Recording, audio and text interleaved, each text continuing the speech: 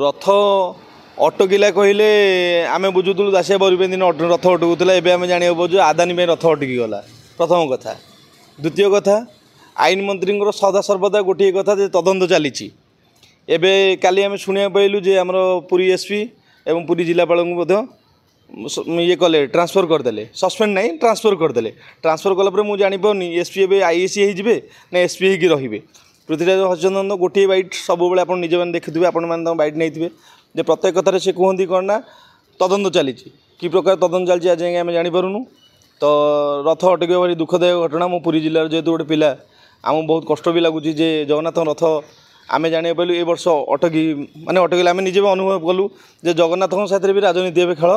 चललानी साधारण जनता को नहीं खेलुले एवं भगवान को नहीं खेलले।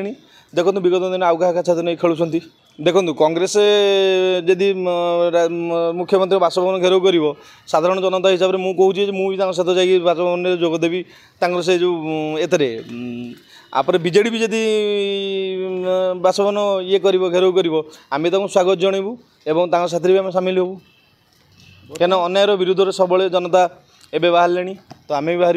देखो तदंत तो बलदेव जी प्रभु जो पड़ जाते से भी तदंत चलता आज जगन्नाथ रथ भी अटकी गला तार भी तदंत चलो यही तदंत ये 5 वर्ष ही चलो 5 वर्ष विगत जना पड़ तदंतर फल कौन ना भुआ बुलाऊँ कहले हेनी भुआ ही बुलाऊँ